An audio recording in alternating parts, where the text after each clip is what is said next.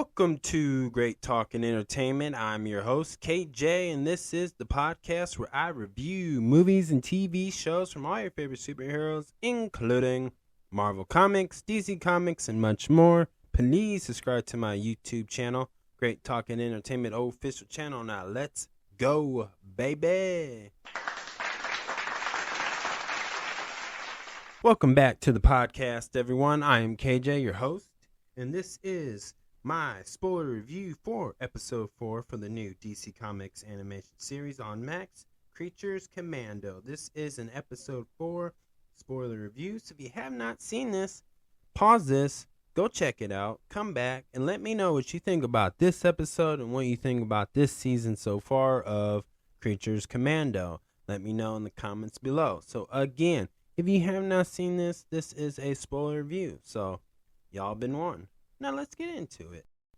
Episode 4 continues on with Cersei's locked up in the interrogation room, being asked questions like the good cop, bad cop, but Amanda Waller ain't playing no games.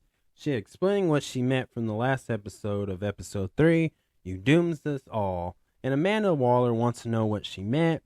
Cersei explains, they still don't believe it, but Amanda Waller gets a person that can fact check to what she says. She finds out it's true, and as soon as Amanda Wallers goes into the interrogation room, Cersei imports a glimpse of the future where Amanda Waller sees it all, where we learn that Lana is the one who got her army and took out the whole world, destroyed everything, because if you remember in this episode, the beginning of this episode, that Lana and Rick Flag were flirting, kissing each other goodbye, and, she said, too bad you just didn't go boom with them, and he was like, no, I gotta follow the mission, right? And this is what she kind of meant, where you should have just went boom, boom, boom. And we see the world destroyed, we see the Justice League member killed, even Superman crucified, we even see Peacemaker dead. And that's very interesting is, again, this is part of the DCU of what James Gunn is producing, and this is kind of a way connected to is the Superman movie that's coming out next year. So what does this mean? Does this mean that the Superman we're going to see next year in the future, this is where he is his death? Or is this part of the old DCU, the Zack Snyderverse Superman? Is this all them? Who knows? Wasn't very clear with that, but I think in my mind, to me, it's basically they're trying to say this is a time travel story, but I also believe that the plot twist to that, whether they talk about it in this season, this show, or in a different, whatever James Gunn's plan for his new version of the DCU universe is, the Justice League gets destroyed, gets murdered, by the big bad evil of whatever that is. Is it Lana? Is it Darkseid? Who knows? Even it could have been Brainiac for all we know. But what is it? Does this mean? But whatever it is, Amanda Waller's freaking out, and she's like, no, we got to get Lana. We got to take her down. We got to get her. And of course, Rick Flag has already caught feelings because, they boom together. And he don't want to believe it because he's caught feelings for her because they made out and some other things. Where he's even willing to work with Frankenstein, the guy, the big old monster who wants to get the bride because that was supposed to be his wife, his bride. So he's willing to compromise the whole crew, the whole team. So he's going to go behind Amanda Waller's back. But this is the part where I thought was interesting, that the bride is the leader. And they have to go back to the foreign European country and stop this before Rick and Frankenstein does. And which I thought that was pretty interesting, that Rick in this series is so whipped sometimes when it comes to females.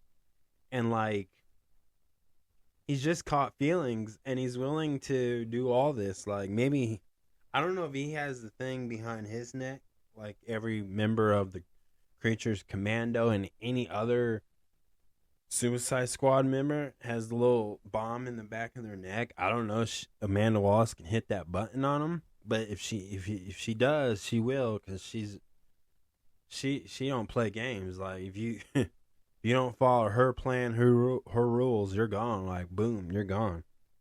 And so for him to do that, and if you just base it off like the 2021 and the 2016 Suicide Squad, Amanda Waller has always been a savage, and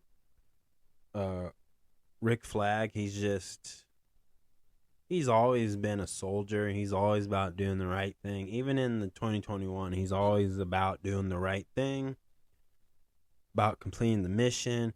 But this one, he's way off. Like, he did the one thing that everybody in those two movies have teased him and tried to tempt him to do, and he's doing it over Lana. That blows my mind. So it's kind of funny to see that.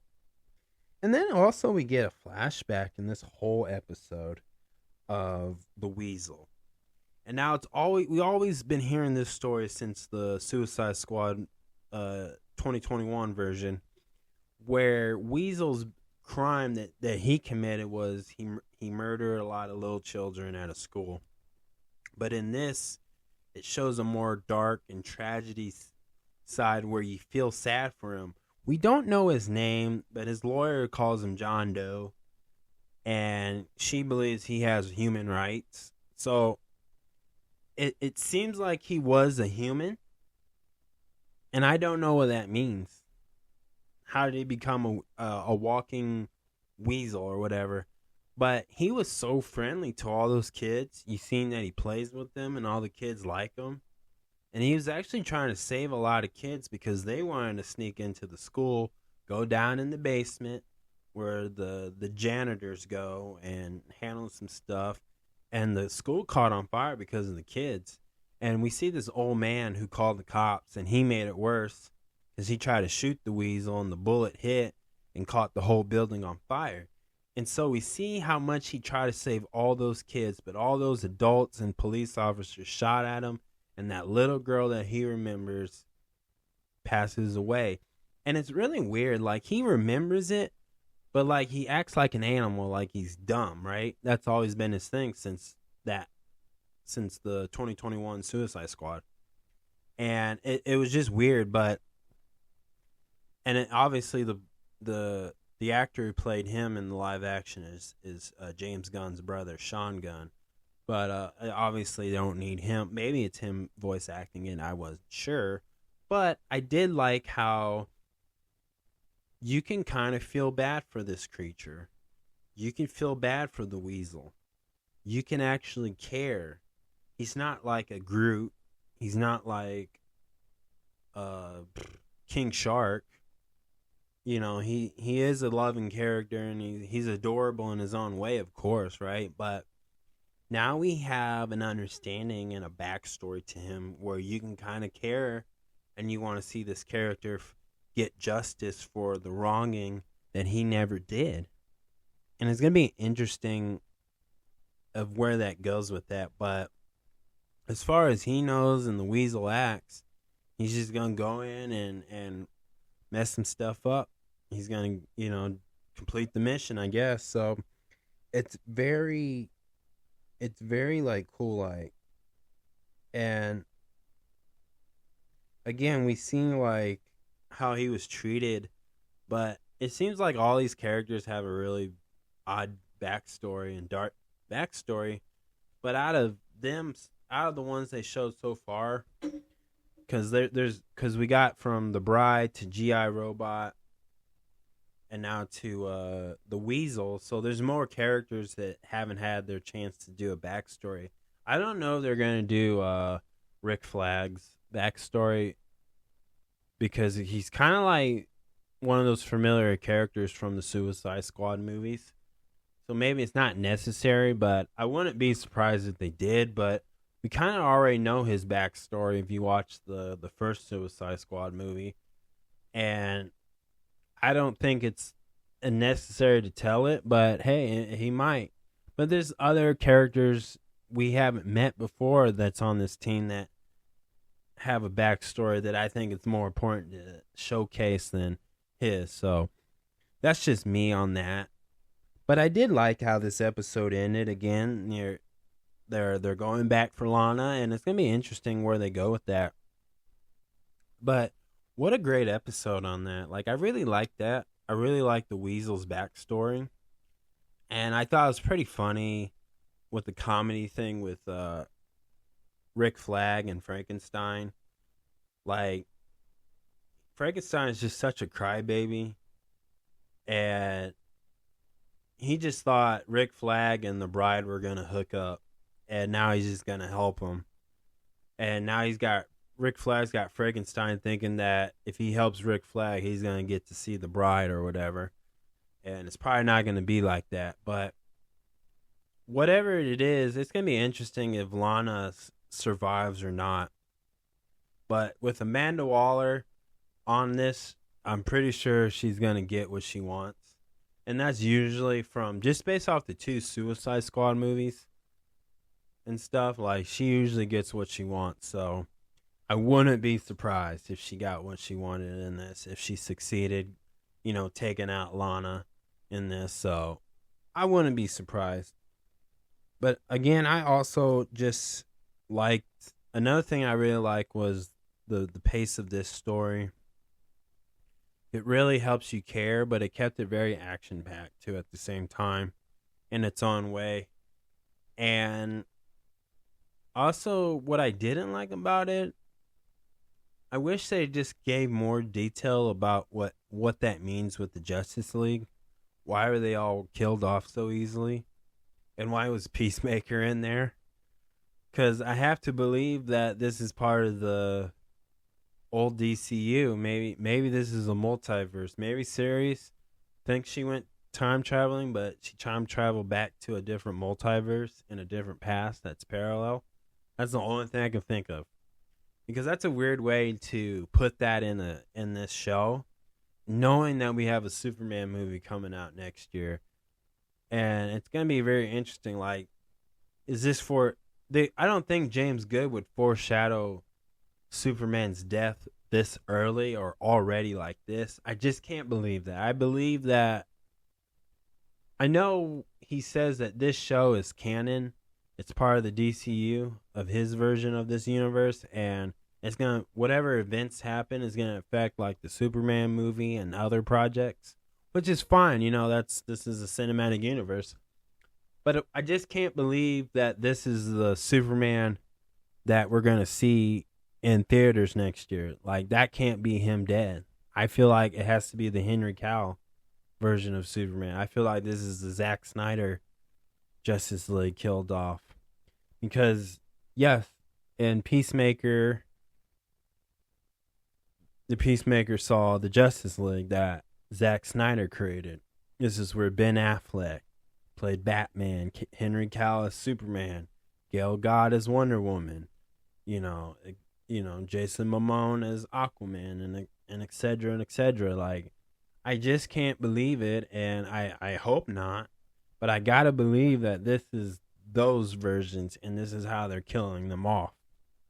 I believe that Ceres is from that universe, but I think she just time traveled back in the past, but in a different multiverse of a parallel universe, like the Zack Snyder universe. I'll just call it like that, because this is like a reboot of everything that James Gunn's going to try to fix and take out if he needed. Like, and he made that very clear through many, many interviews and on his X account. So if you don't believe me, check out all those videos. Like, he's talked about it. So I'm just more curious, where does that scene go in future things? So I just want to, I'm predicting that this is a multiverse story, and he's gonna recon a lot of things and and reconcile some stuff. So that's what I think about this. But other than that, that's my only complaint. Again, I wish they went a little bit more detail. I felt like they could have talked about it more and got that out there so we can really understand. Because I just don't think when we get to episode 5, I don't think they're going to talk about it. But maybe they will. Maybe they will, maybe they won't. Who knows? But for me personally, I think they're just going to leave that right there. And it's going to be answered in a whole different DC project, whether it's a show or live action.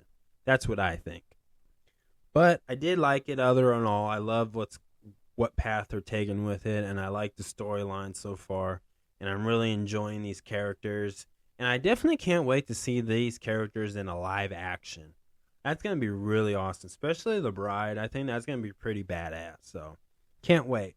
So, if I had to give this a 1 out of 10, I'm going to give this as an 8. What a great episode. Really good. Number 8, just in case you didn't hear me.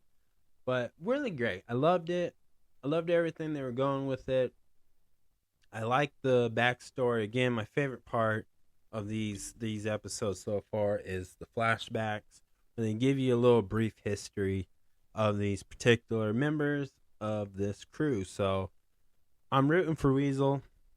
I hope he gets his justice, and maybe he turns back human. I don't know, but I can't wait. I can't wait to see it. So that's my review, y'all. Thank you so much. Please subscribe to my YouTube channel, Great Talking Entertainment Official channel. Subscribe, hit that notification button so you can always be updated with all my latest content.